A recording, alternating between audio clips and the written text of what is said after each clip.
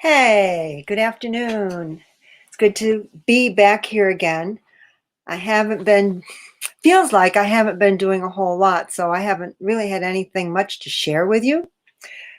But this is April 1st. I don't have any April Fools for you. Uh, I just want to talk about felt and buttons.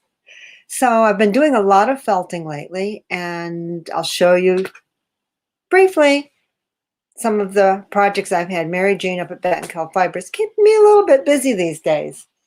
First, I have a bunch of big sheets, 25 by or 24 by 24 felt sheets that I'm doing for the Fibercraft Studio, and they're having a virtual festival for the month of May, and that's fibercraftstudio.com. They're down in Rockland County, and you might want to check that out. I know they're doing some classes and some sheep talks and just a lot of fun things. Normally they have an in live in person uh, festival, but because like everyone else, they're doing a lot of things virtually. So the larger sheets, the 24 by 24 sheets, take me a little bit longer to felt. So and I think these are going to be for a project during the festival. I've also been doing some alpaca for Mary Jean for one of her customers. And this is what it looks like before I cut it to the size. And so it looks a little raggy, but it feels really nice. And the alpaca is so soft and it is so drapey. And this is how nice they look when they're cut. They just look really, really nice. And as you can see, they're very drapey. Don't know what they're going to be used for. Maybe I'll find out someday. So the other thing that I have been doing with my felt is, and I think everybody knows, maybe you don't, that I have a felt loom, which is like a huge needle felting machine. And I card some fiber and then I put it through there. And then sometimes to make shapes, and I don't have any handy, or do I? I have one. I have a big sheep. I have a die cutter that I can make different shapes with. But what I've been doing is as I've said before, I've wanted to use some of my buttons because I can't keep them all. And I've got such gorgeous buttons, some that are special that I'll keep and I'll make sure I pass on, but some that they're just beautiful. They're vintage buttons and really they should be appreciated. So I've been trying to think of things that I can make. And so I have these little, I just started to unwind it, little pouches, and on the outside is a vintage button. Whoops, oh, mirror image here. And inside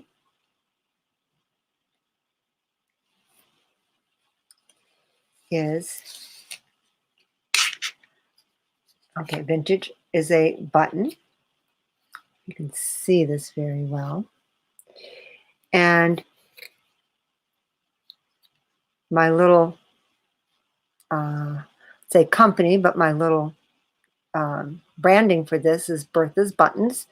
Bertha being my grandmother whose buttons have inspired me.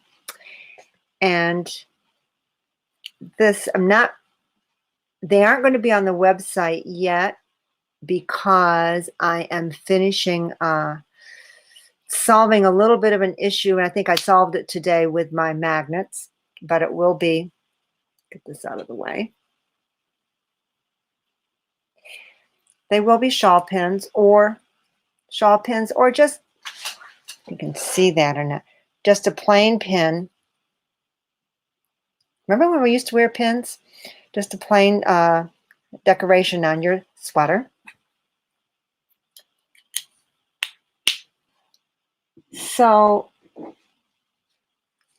this is another little pouch, and it's made out of Hudson Valley fibers.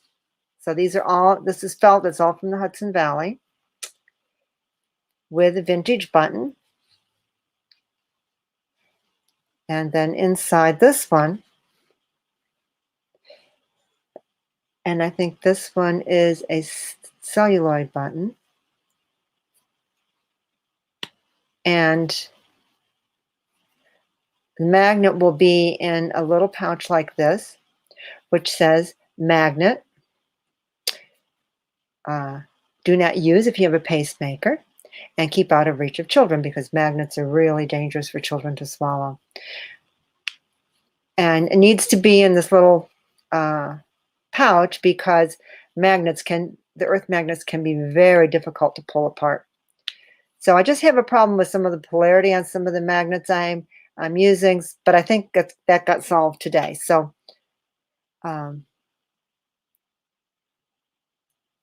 hey, Lisa. So anyway, so that's what I'm going to be doing, and I will keep you informed on those. And Lisa, you know, my next project that I'm working on is something like a sewing kit, but it's going, and I will do, and let me say, I will do more. I love these little, I love making little purses all different ways. This one was back in here. This one was in here. But I have another project. But let me show you some of the other buttons that hopefully will make it into, they've got magnets on them right now, but I've got to adjust some of that, as I said. And I'm not real good at identifying buttons, the materials. I try. This might be Caroso, but I'm not sure. This is a pretty one. They're all pretty. I love buttons. It's another one.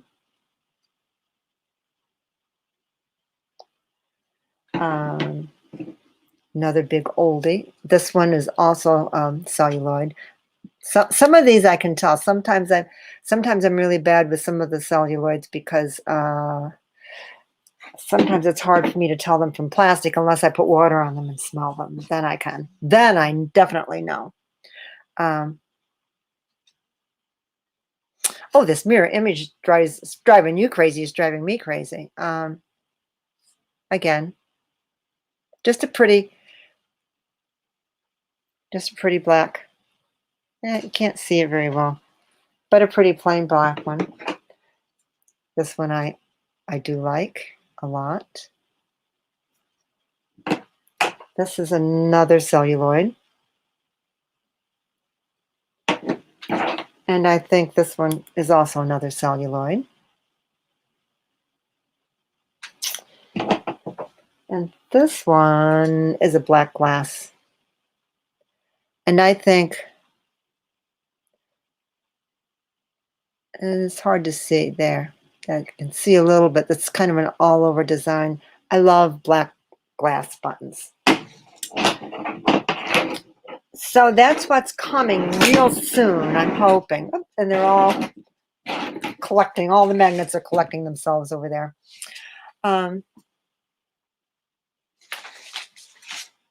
So the other thing, yes, is I am going to be doing some, I've just kind of been designing these, but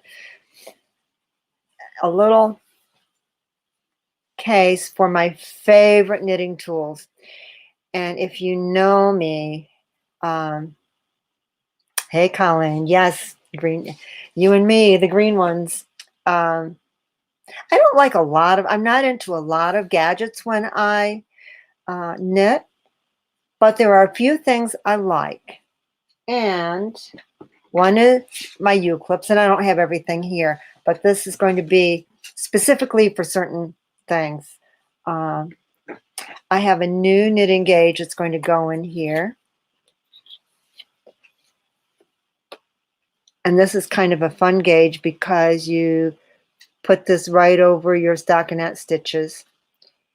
And there's a black for light. Let me see if I can do this. So you can see there's a black stitch gauge, and you put these right over the V's of the stockinette and you match it up. And then there's light to go over something dark so that you can see no matter what you're knitting on. And then, of course, we need a U-clip. We need a few stitch markers. And I have some, I don't know how many I have, but I have quite a few shoe buttons that make really kind of fun stitch markers.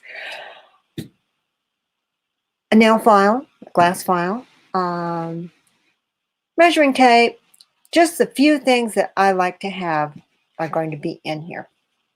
So we'll see. And so this again is fiber from the Hudson Valley, and I'm going to be using some recycled denim from jeans. Nobody in my family is allowed to throw out denim.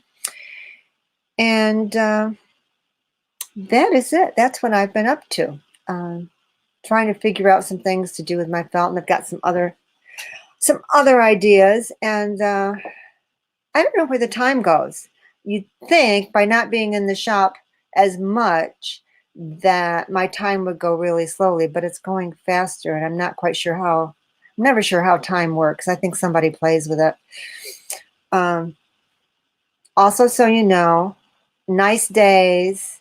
I'm really putting quite a bit of sale yarn outside. I have some ideas that I'm changing up some of the kind of yarn I want to carry, so I need a little bit of cash flow to do that, so that when I open, I might have a few different kinds of things. And I'm also open on Saturdays from 11 until 2 now. I've added that back. I have to get used to working again. I get too used to being home and fiddling around with other things. So that said, I'm glad to talk to you tonight, and hopefully I'll have something more to show you next week. And I hope nobody fooled you today, but maybe you fooled somebody else. And hopefully you didn't get any snow. I know up north of us they got a little bit of snow, but it's not going to last. It's April.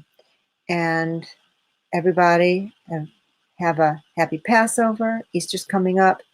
Enjoy the weekend, and talk to you soon.